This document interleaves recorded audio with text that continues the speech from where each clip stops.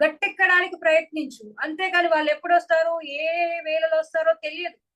So వాళ్ళు వచ్చే లోపలనే అది నీ ప్రాణాన్ని తీసేయొచ్చు. కాబట్టి నువ్వే ముందు ఆ ప్రయత్నం చెయ్యి. కాబట్టి ఆధారపడడం బాధాకరము. ఆధారపడకుండా ఉండడం అనేది చక్కని ఆనందం అని చెప్తున్నారు. అంతే కదా! నీపై నీకు నమ్మకం ఉంచుకొని, ఆ నమ్మకంతో జీవించు. నువ్వు జాగ్రత్తగా ఎలా అంటే ప్రయత్నిస్తే నువ్వు ఆధారపడకుండా జీవించగలవని గ్రహించగలుగుతావు. అలానే నీ వస్తువులను నీవే శుభ్రం చేసుకో. సో అలానే నీ గదిని నువ్వే శుభ్రం చేసుకో. ఆహారాన్ని నువ్వే వండుకో. ఇతరుల పైన ఆధారపడకు.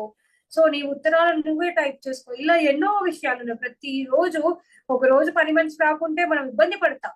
ఎప్పుడైతే మనము చక్కగా చిన్న చిన్న పనులు మనం రోజు అలవాటు చేసుకుంటే మన ఇంట్లో మన అవసరాలు తీర్చడానికి లేని వ్యక్తులు ఉన్నప్పుడు కూడా మనం చక్కగా చేసుకోగలుగుతాం. దానివల్ల నీ మనశ్శాంతి అనేది దూరం కాదు.